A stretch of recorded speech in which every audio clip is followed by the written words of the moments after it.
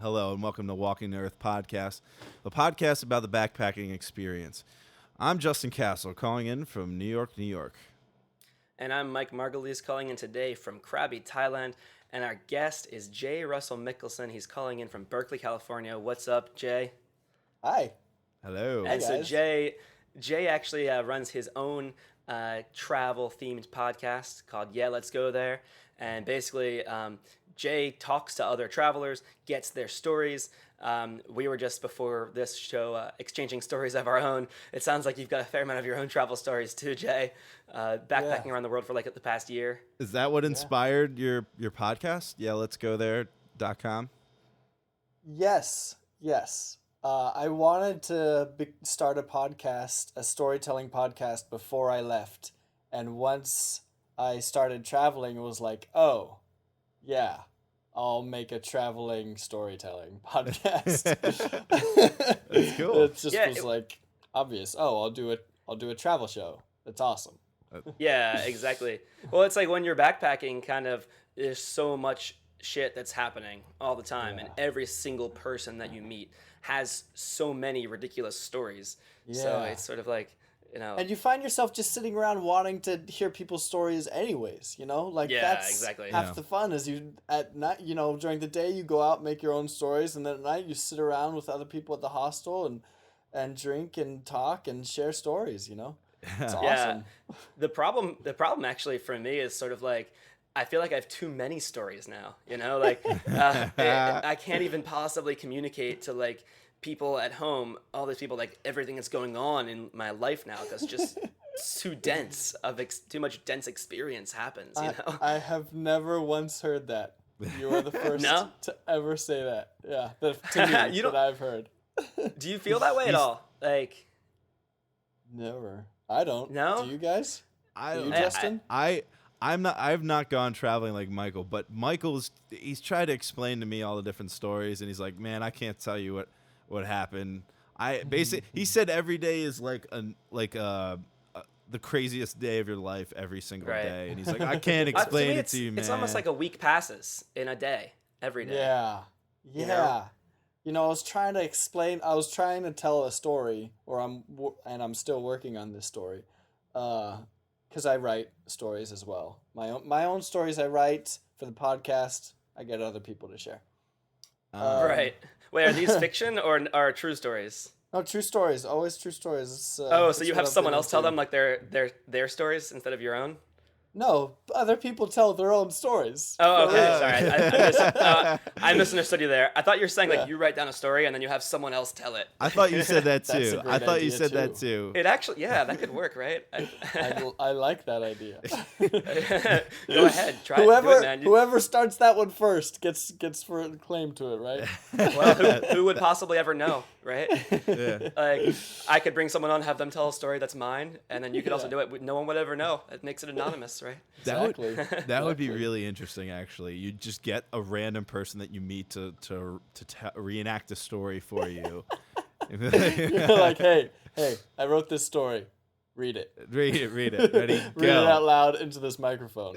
There's a thing like that in Houston. They had this adult story time night where people would submit stories and then other folks in the area would read other people's stories, and it was known that it wasn't their own, but it was kind of a fun event. Awesome. It did work because it was kind of like people giving a dramatic reading of someone else's story. So it does kind of work. Were they actors or actresses? I always hate it when people read their own stories. Now you can tell your own story and it's great, but if you're like a writer and you want to read your own story, that sucks. Like, your skill is writing. Right. Let someone else who's good at reading aloud read your story, you know? Yeah. That's a good point. Well, if you're telling a story also, I don't know, if it's too scripted, I always, whenever I'm telling some of my favorite stories, right, I've told enough times that I almost get bored of telling them because I know the exact way I deliver some of the parts of the story. And so eventually I get tired of telling them. I guess it's like kind of if you're a stand-up comedian too, right? You eventually are telling the same bit. Maybe over time you adjust it, but sometimes the things that work though, you want to keep those. And so I get tired of telling my punchlines in my stories. Like for example, that makes sense. So like if you're telling a story, you know, I've seen people. You guys have probably all seen this too. So some guy, you're at dinner, and somebody's like, "I got to tell you this story," and then somebody has a side comment in the middle of the story. And you're like, yeah, but wait, listen to this, because you ruined the punchline that they've told 20 times. Totally. You dick. That stuff drives me crazy. And that's why I do my show, because then I get to edit that stuff out. Yeah. So you get the best the best version of the story. Yeah. So But what if you edit out the part that they like that person thought that part that was the gold, then you were like, that part, you became that guy maybe. Yeah, turns out they were wrong. I decided. Right. Of course. That part was not gold. Yeah, and that's like my whole show. My show is heavily edited storytelling. Yeah. I let people tell their own stories, but I'll record people for like 45 to 90 minutes, right, and then I'll cut it down to a 10 to 20 minute story. Where our show is like the exact opposite. we make it longer. We just shoot the shit, and I guess we try to capture the conversational element of stuff. But yeah, we're kind of the exact opposite. It's just a storytelling in its raw form and a conversation. What you see is what you get, man. If we talk about one time we talked about... Yeah, exactly. I think you're right, man. There's something for both versions, I'd say. So you can get like a very edited down, like, hey, the concise here is the juice and gold of a story, but and then versus here where we can just say, hey, also another version of listening to a conversation, hearing a story is just like, hey, here's some people shooting the shit that are different experiences, different perspectives. So yeah, I think there's dumb gold in all of it. And Jay Russell, I listened to the one I think it's episode 11 where TJ didn't want to go to karaoke and he wound up going on this crazy adventure. Is that one? Yes. Hompa K-pa. Yeah. And there was all this crazy crap that went down, and he was wound up taking care of some girl. And is this the one where like they were trying to get him to force him to do ketamine or something? Yes, that's the one. Oh my god! Yeah, it's ridiculous. He's in like China, and he ends up in some party. Yep. Yeah. He thinks he's going to a home party, a hompa, which is what they call a house party. Right. And he ends up at a K-pa, a ketamine den. Oh my god! Yeah, it was ridiculous. I guess I don't want to ruin too much of the story. For folks who want to go tune into it, but if you want to hear a story about a dude getting lost in a ketamine party he didn't want to be at in China, that's what episode's that for you? Episode 11, I think. Episode 11. I think so. I think so. I don't. It's a good story. I listened to that one as well. that was good, and here's one thing that I wish that we had. So you get to, with the editing, you get to add like a dramatic pause. Like, Mike, I wish we could have a dramatic pause in our conversations just for like 5 seconds. We can do that. Ready? Dramatic pause. Dramatic pause. Ready? Dramatic pause right now for 5 seconds. Go. It's so long. Wow. That's so long. That felt pretty tense. I got chills. I started to sweat. I seriously started sweating. But yeah, that was episode 11. That was crazy. There are a lot of crazy stories on my show, and I love it. Some of them are funny, and some of them are insane, and some of them are dramatic, and some of them are terrible. Yeah. So you capture kind of a range of emotions and experiences. Yeah. We have stories about one of my favorite stories is a guy who gets robbed, tracks down the people that robbed him, and robs them back. Whoa, that's awesome. I want to hear that one. Okay. Yeah. What episode's that? That is the 3rd episode, I believe. Right. It's called I'll add that to my podcast list. Peter it's about a brothel. Done. Something brothel. Shoot. Forever in a bathroom. I'll be able to track it. No worries, man. I think that's really cool though, because the whole travel experience, right? It's a whole range of human emotions. There's a funny aspect sometimes. There's a really exciting adventure aspect, and there's like the sad and tragic things and scary things, and like all these things are part of the story of, I mean, really just life in general too. Yeah. I'd say it's just maybe when you're traveling, it just becomes so much more, more of them and more intense sometimes. 'Cause you're in a foreign place and you don't always know. It's like that element of not exactly knowing what's going on sometimes. That just like adds to the thing where you're just kind of disoriented, you know? Yes, yes. And people ask you, you know this because you're a traveler, but people always ask you about traveling, like what happens? Like how do you know what to do? What if something happens? What if you get lost? What if you lose your things? What if things get stolen? Yeah. All these what ifs. It's like, yeah, all that stuff is gonna happen, and it's gonna be Exactly. awesome. Right, yeah. You're gonna love it. You improvise, deal with it, and then tell an awesome story about it. Yeah, yeah. Ugh. It's great every time. My favorite part about traveling is getting lost, like, and embracing that concept of getting lost Wow. as like an okay thing, something not to fear anymore. Can you know? can you recount a time when you Yeah. got lost? Like, can you Yeah. bring us back there? Bring us a nice not- picture through words. Yeah, I was gonna say it sounds like you have a personal account of your own. So now I the got lost tables have turned. You tell the stories many now. times. Yeah. I got lost so many times that I can't even count how many. Like by the end of my trip, it was just constant. But I do have a couple specific stories. One in particular, well, one that I love so much, and this is a really short little thing, and I started to tell you guys Yeah. before we started recording. I Yeah. was in southern China, and I had been planning. It was still early in my trip, and this was, as I told you, my first solo trip ever Right. anywhere. back in Yeah. 2013, right? August of 2013. April. I April. left in April. April. Sorry, Yeah. April. So this So is it was like the very beginning of your first solo backpacking trip, exactly. and you're like in Um, China. Exactly. So I'm in southern China.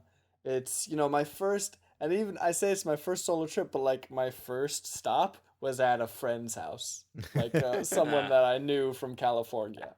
We'll give you a free pass on that. Exactly. So once I left her place and was on my own, I was like, okay, this is where my trip begins. Like now it's for real. Yeah. So it was like 3 weeks into the gritty, to getting real stuff, being on my own. And I went to southern China, and I was in a city called Kunming, which no one's heard of if you haven't been to China, but it's got like 10 million people. Wow, And that's a lot of people. it's a lot of people. That's China, man. Yeah. So I'm in Kunming, and I'm going to this little tourist town called Lijiang the next day, and trying to figure out what hostel to go to. And I hate planning, and I'm stressing out about it. And this friend I made there was like, just don't worry about it. Just go. There are a bunch of hostels. Just go. You'll be fine. I was like, you know what? You're right. Let's go have fun. So I took off the next day, took an overnight train, got off the train, jumped on this bus, which I had to like fight a virtual mosh pit to get through and to get on. And once I got off the bus in the center of town, I was like, okay, now what? I looked around, and everything is in Chinese, which I knew because that's all of China except Beijing. Everything, Right. or downtown central Shanghai, everything is Chinese. There's no English. There's none of that. And The people around you, I'm assuming, also are not really speaking English either, right? There are no white people. None. None on the train. None on the bus. No foreigners. Yeah, this is Just- kind of like a big difference between, say, Southeast Asia and China. You know, in Southeast Asia, I can Yeah. get off a bus in whatever place, and it's pretty much like, yeah, I can feel confident I'm going to find other backpackers if I need to, Exactly. or people, or locals that will speak some semblance of English. But I think in China, it's just a whole Exactly. different world. That is Yeah. super accurate. And that's what I loved about China. And people say, what was your favorite place? And China is always up there for me. And this is why. So I get off, and I'm looking around. I'm clueless. I know nothing. And it's pretty obvious. And up walks these three, like, 17-year-old high school students who say hello in English. Can we help you? And I said, yes. They see a lost white guy and they're like, You don't belong here. Yep. yeah, like, this guy looks like a fish out of water. Big time with my huge backpack on, my backpack and all that stuff. And yeah, I mean, it was like a good 45 seconds of total panic and walking in circles and feeling completely out of my element and no idea, because there's nothing to orient you. It's not like I'm surrounded by hotels or like I could recognize a sign that says hotel on it. So I'm totally lost. And I mentioned this was a tourist town, but tourist town means Chinese tourists. It's swarmed with Chinese tourists. Right. Okay. Just like in America, most of our tourists are American. In China, most Right. of their tourists are Chinese. Right. Yeah. So yeah, up walks these three high school girls speaking English, trying to help me out, and they start calling people. They're calling their hotel. They're tourists themselves. They call their hotel, which is booked up. And so they start asking random people at the bus if they know a hotel. There's this white boy here who needs help. Somebody save him. And this girl at the bus stop was like, "Yeah, my hostel's got room. Tell him to come with me." And she's speaking Chinese, so I'm understanding nothing. And they turn to me. They're like, "Yeah, this girl will take you to her hostel." I'm like, "Great." A girl who you can't communicate with directly is gonna guide you. Exactly. Yeah. So we go man. and all three of them get on the bus with me. They take me to the hostel and then they walk on their way. They're like, "Our hotel's not here. We're going on to our hotel now." So it's like, "Oh, all right, amazing." That's nice of them. Yeah. Yeah. And the next day I was moving on to this wonderful national park called Tiger Leaping Gorge, where I was gonna go hiking for a couple days, and it took a while to communicate this to the hostel owner, but he eventually figured it out that's where I wanted to go, and he rode the bus with me the next day to the main bus station. Oh man. Just speaking Chinese, bought a bus ticket for me, pointed to me to the bus I needed to go on, and I just sat on that bus for like an hour till the driver stopped and said, "You," pointed to me and pointed off the bus. And I was like, "Okay, I guess I get off here." That's amazing. That's amazing. Yeah. Like that's just incredible. Like to Yep. hear how helpful Yeah. that the people are. Because I've been plotting a trip towards China in the pretty near future, and that was something I've talked about in this show already a little bit about, is like starting about the language barrier. But what you're saying is also consistent with what I've heard, that there's a language barrier, but like people really help you. Like going so far as to like literally like walk with you to wherever you're going and literally make sure you don't get lost. Like I don't know, that's encouraging to me. It sounds like so it worked out. It worked out. It was awesome, and that's what happens when you're lost. Like you go to these. I went to this. Like there were Western hostels there. There were international hostels with foreigners, with white people, English-speaking foreigners. But but I got this amazing, unique experience where I went to a Chinese hostel with just Chinese people, and no one spoke English. That's amazing. And the amazing. beds are hard as rocks. I got this whole dorm to myself. There was a whole dorm, and there's just like, you get your own dorm. You're a white guy. We'll let you have your own place. Were you? Oh, they specifically like quarantined you. Yeah, well, I mean, they also had the room. So, like, there were people that walked up and they were about to sleep in my bed with me, or not in my bed, but in the dorm room with me. But then they're like, no, we'll find a different hostel. Or they jumped on private rooms instead. I don't know. They were speaking Chinese, so I don't actually know what happened to those kids. So Jay Russell, were you treated pretty well on your journeys in China? Is that did you ever not feel like you were welcome in any place, or did you ever not feel comfortable in any places that you visited? Yeah, on the year as a whole, there were moments and instances of bad experiences and feeling like I'm in the wrong place at the wrong time and bad stuff. But those are like pockets, those are like moments in time, and we're talking about a year's worth of being out on your own in a continent that I've never set foot in, let alone East Asia, let alone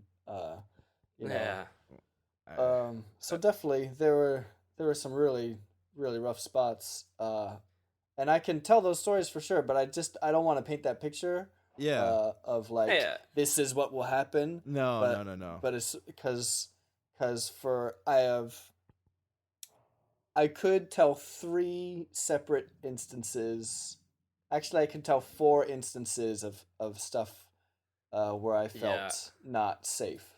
Right. And one of those involved an American from my area, Really? from my home area. Oh, wow. Really? And where there was the American making me feel unsafe. Oh, okay. Weird. And then, so that's four in 11 months, 19 days of travel. And for every other day, I have like infinite moments of joy and beauty Yeah. and amazing, and people just going way out of their way to help me with absolute kindness and generosity that's like way above and beyond. It's amazing, traveling right? to these, Yeah. like riding in the backwoods of Vietnam in the mountains where there's no villages, no people, nothing, and I drove by this construction crew after riding for half an hour without seeing a human in like the misty fog of this mountain, and they're sitting and eating lunch, and as I'm riding by they immediately jump up and wave me over and just give me whatever food they had. There's no communication between them because they spoke I picked up a tiny bit of every language everywhere I went, but Vietnam was all dialects, especially in the mountains, so we couldn't really Okay. communicate at all, barely. Yeah. And Well, they just so there's just like story after story of that, and those are awesome. It's a beautiful thing though, right? Because I think a lot of times people say have a fear of going somewhere foreign. You're worried about these kind of situations, right? Like, oh my God, what am I gonna do? And just if I'm lost in a place, for example, what am I gonna do? But ultimately, I think generally it kind of the nature of the people. People wherever you are is going to people are really great, and most people are great, and so wherever you're lost and whatever, generally someone is going to help you, and you'll find your way. And I think it's I don't know, that's cool. kind of a beautiful thing about the backpacking experiences. No matter how lost you are, all these things happen. Every backpacker goes through these kind of experiences for sure, but they also go through. It always somehow works out, right? And you're here to tell the story now. So I don't know, just I think that's a beautiful thing about just the travel experience and maybe just human nature in general. We're getting nice and warm and gooey right now. Yeah, that's great. But I love it. So- Also, it's a nice contrast to my show does have a lot of like really hardcore Stories. like- Well, the hardcore stuff does make for the most fascinating stories, I think. Right. So. I mean, yeah, you need that shade of you need that little dot of different on the shade of blue. You need your like red, on the But back. that's the beauty of live storytelling, is that when whatever is going down, like people tell like horrific, like terrible, frightening stories, but they're here to tell it. Right. So it's gonna be okay. Like it worked out. Yeah, So exactly. no matter how bad the story gets, it's like this works out, and so there's that element too. And every story ends with and then everything turned good. Right. Like that's cool. And now your story is like, did you forgot if you mentioned, did you preconceive that you wanted to do the podcast before you went, or Yes. Okay. You Yes, went that's out right. and you said, "Hey, I'm traveling for a year. I'm going to record some stuff." Did you know that it was going to turn out to be, let's go there? Was that No. Okay. No. It was just recording a bunch of stuff. Yeah, in fact, before I left, I was driving home from work on my hour 15-minute commute that I had each way. Ugh. And listening to podcasts that I did every day, and I was like, this is so fun. I want to do this. I want to make my own podcast show. And I wanted to do stories and storytelling because that's what I'm passionate about. That's what I love. And then it was 2 months later that I left on this trip. And I was just like, oh, it's going to be a traveling show because that's what I do now. And Right. this is Right. what I love also now, and I never want to stop traveling now. You got bit by the bug, man. Yeah, man. Yeah. Bit So me so good. it's interesting. So you decided to do a podcast first, Yeah. and then went traveling and said, "Oh, well, there's the topic of the podcast," kind of thing.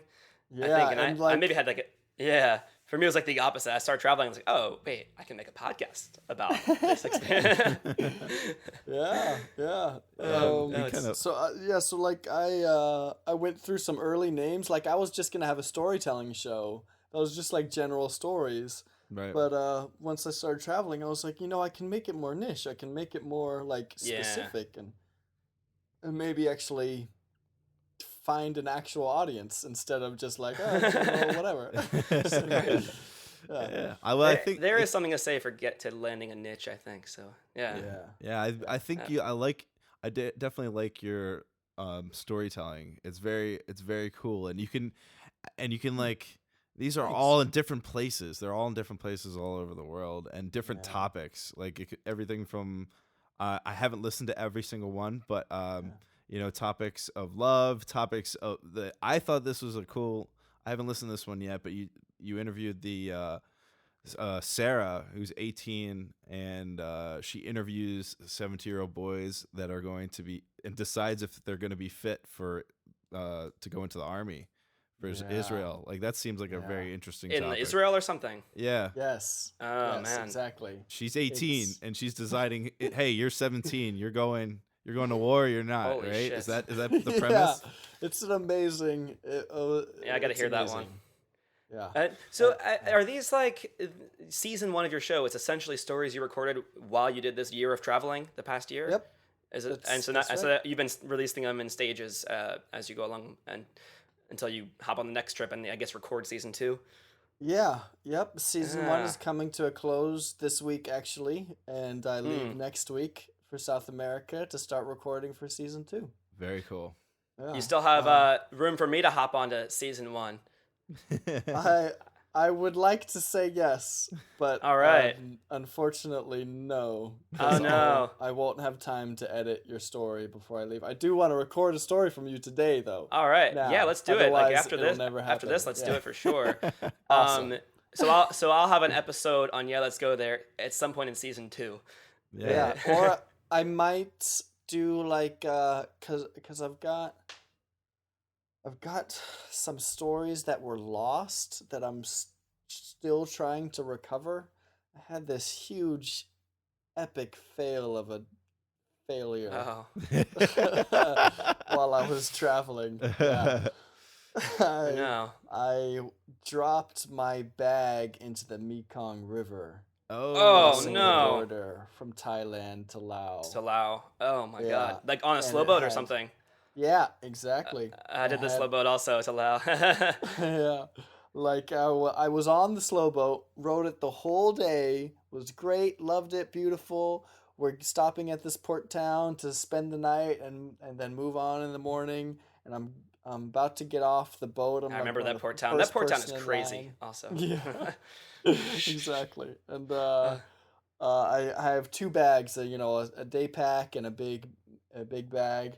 And I had all my electronics in my day pack because I was on this slow boat, so I was all, entertaining myself all day.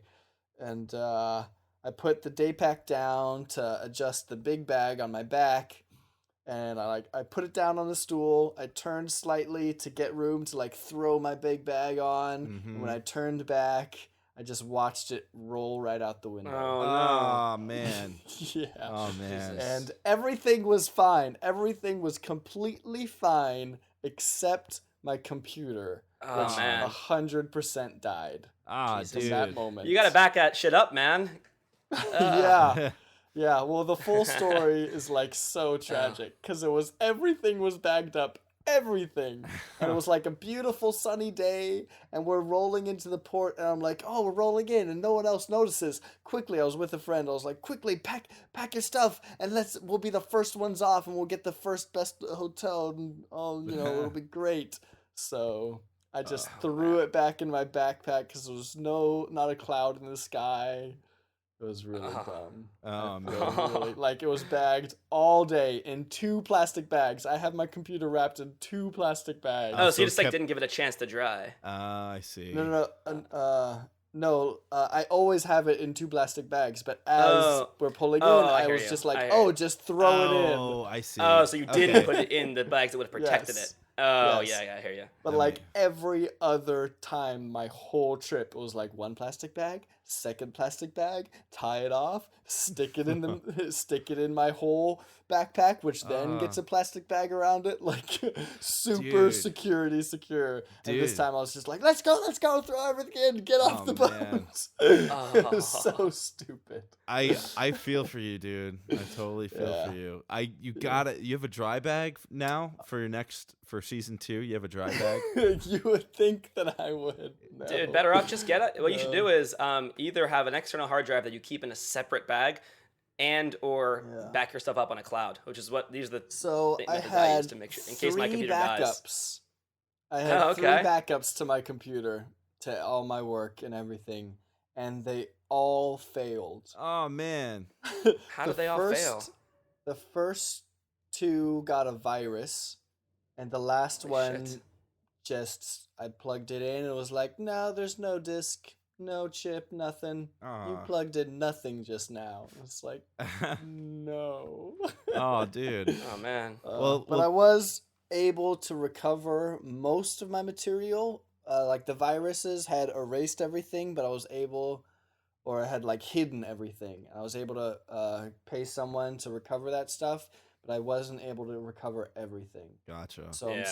and that was in Cambodia. And so now that I'm back in the States, I'm like, well, I could pay like someone $150 and I bet they could get it. But in Cambodia, it costs $5. Yeah. That's a little more affordable. Yeah. Well, yeah. I hope you've gotten a new computer for your second season, and I want to know, just for our listeners, to give them a little taste of where you're going to be headed. Can you walk us through some of your destinations for season 2? I can tell you everything that I have planned so far is that I'm landing in Quitos, Peru. I'm taking a slow boat from there into the Amazon in Manaus, Brazil. And I'll have a lot of plastic bags for that boat. Nothing leaves the bag ever.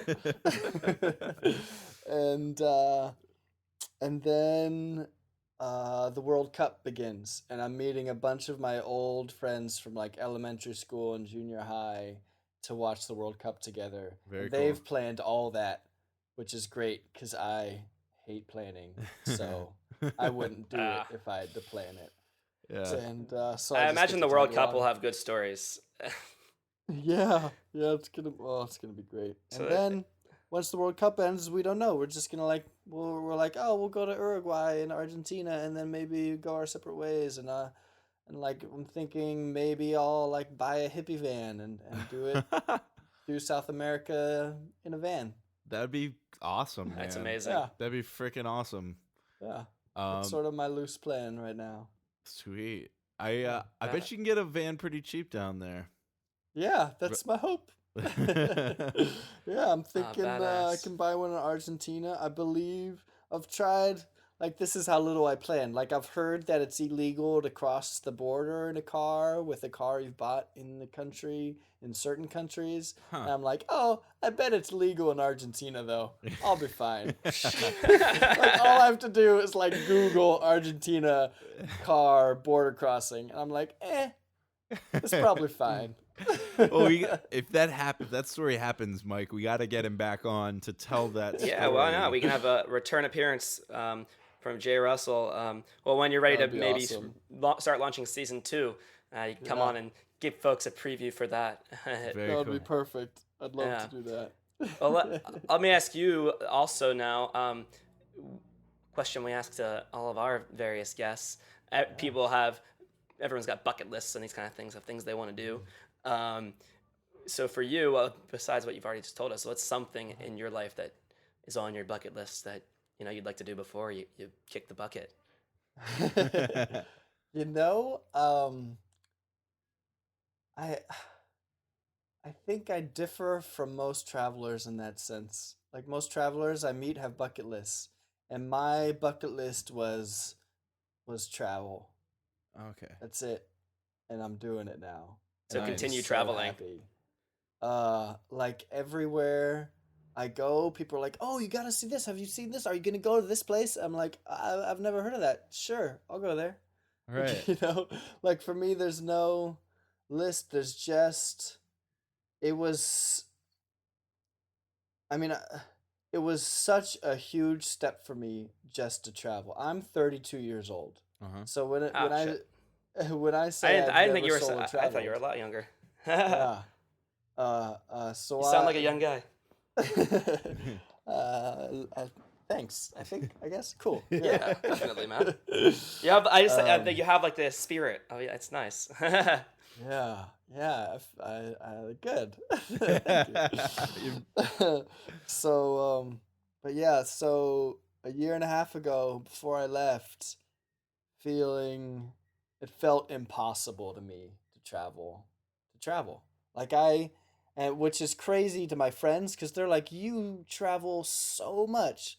I'm like, "Yeah, my parents take me to England."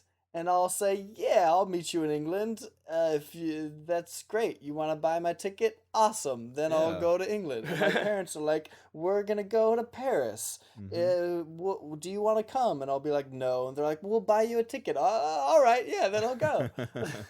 Like that's been my life, and I'm really privileged, and I'm really lucky that I that I have parents who can do that for me, who are willing to do that for me.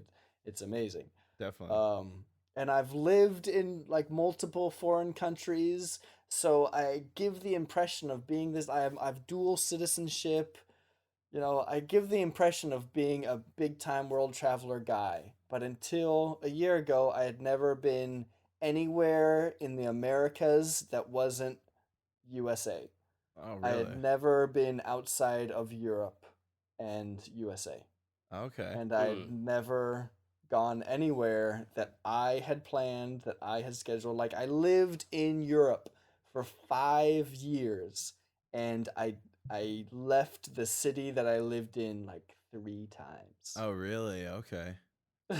Wow. You know, like it's so easy to travel within Europe, and I was just like, oh no, Well, I'm gonna stay inside. It's cool. what was And then you what broke. was You kind of broke out of your comfort zone, basically, like a Yeah, year ago. yeah. was So like Yeah.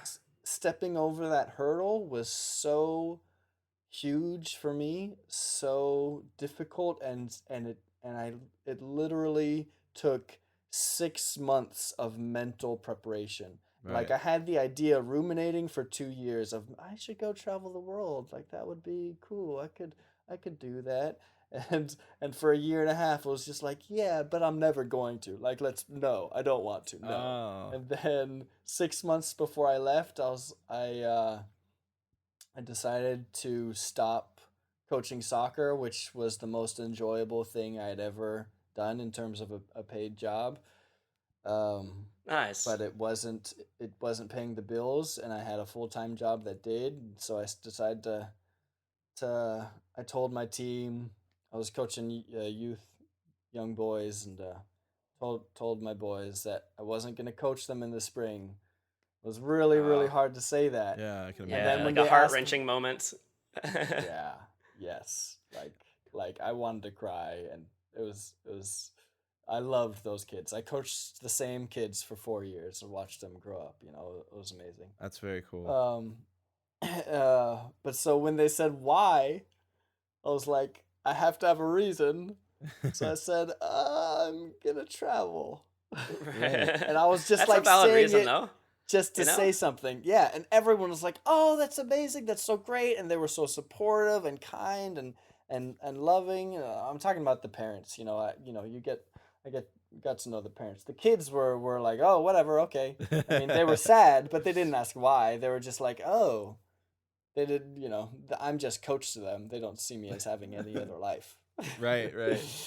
Um and then the spring season was nearing, and I had no plans to travel, and I wasn't coaching them. So, and I told all the parents that I was going to travel, and So now you put your So money you where weren't your even mouth planning was. on it. That's You just what did this because you put yourself into an obligation by accident.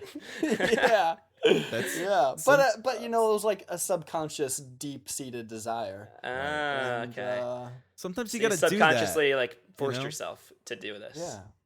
Sometimes Yeah, you got to interesting. sometimes you have to put yourself out there in order to follow through with something. Exactly.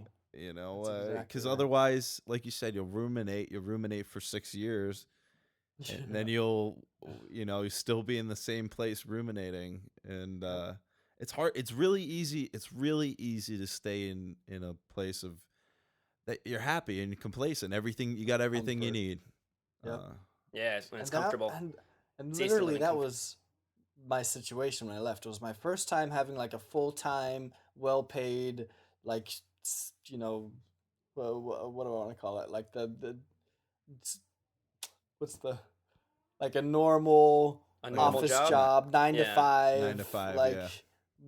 getting a real salary, making real money, living in my own apartment, having my own car, having like getting nice things and getting a comfortable lifestyle. Like everything Right.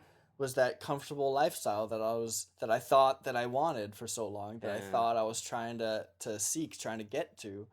And once I had it, I was like, yeah, this is so comfortable that I better leave now or I'll never ever go. And Yeah. now you're on round 2, and a year Now and I'm on round 2. this is Yeah. come full Yeah. circle, man. It Awesome. was, it was Well, just like when I got home, when I finished round 1 and got home, I was ready to come home. It was really nice and felt great to see old friends and old people and family and all that. And then now it's been 2 months I've been home. I'm like, yeah, let's go. I it's gotta time go. to I go. gotta get out of Yeah. here. Yeah, I gotta let's go travel. there.com. Yeah. Yeah, let's I can go. relate to all those things because I had that phase of being like, very comfortable and really having to force myself. Like, I need to do this travel thing now, or I'm never going to do it. And then after doing it, it's like, wait a minute, I can't stop this. This is great. So yeah, I think you nailed it. Yeah. But yeah, folks can find your show. Yeah, let's go there. Yeah, with an H. Let's go there. .com. .com. It's like, yeah, let's go there. Yeah, .com. let's go there. Okay, sweet. And I guess I'll be on some Yeah, episode let's in go. season 2 or something that we'll record. We'll record now for a season 2 release, I guess. Absolutely. Yeah. Sweet. And you'll be warned well ahead of time before that's published, so you can tell Perfect. your fans and your friends, Yeah, and your yeah. family and your We'll throw casual it out there. friends and your acquaintances and your strangers that you have yet to meet and homeless guys. Homeless people need to listen to more podcasts, I always say. They do. And we're filling that void right now. You can just walk around, they've got signs saying need help. You say, I can help you. I'm on a podcast. Listen to it. Yeah. That's a surefire business plan right there.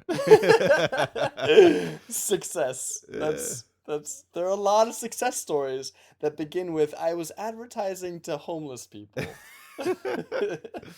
Definitely. Isn't that what we're doing, Mike? Kind of, sort of, somewhat. Yeah, well, backpackers technically, right? Yeah. We are homeless people. I mean, that's true. So yeah, in a sense, that is all correct. In a nicer, Good call. nicer way, backpacking, right? Yeah, Yep. it's a nice word for it. But That's right. All homeless are just backpackers yeah. that can't afford a hostel for the night. I saw one of those today crossing the highway. The sleeping underneath the one of the bridges in New York, and I didn't think about it then, but now I'm thinking about he's just a backpacker. He's just waiting for his next journey. Yeah. So that's a nice way to think about it. Yeah. But Mr. J. Russell Mikkelsen, it was I hope I pronounced that correctly. It cut out actually, so I'm gonna say yes. Whatever it was, I'm gonna give you a thumbs up. Full approval. We want to thank you very much. Thank you, sir, for joining us tonight. It's been a lot of fun. Thank you. Thanks, man. And I like really you said, enjoyed this. You guys are it's- fun. yeah, You're fun, man. Come again next time. But you can check Jay Russell out on let's go there.com. For now, you can check us out on our website at WTEpodcast.com. You can check us out on Twitter at WTE Podcast. On Facebook, facebook.com/Walking the Earth Podcast, Twitter, Stitcher. Check us out again. But thank you very much for listening to us. This is Justin Castle from Walking the Earth Podcast. We'll talk to you next time. Take care.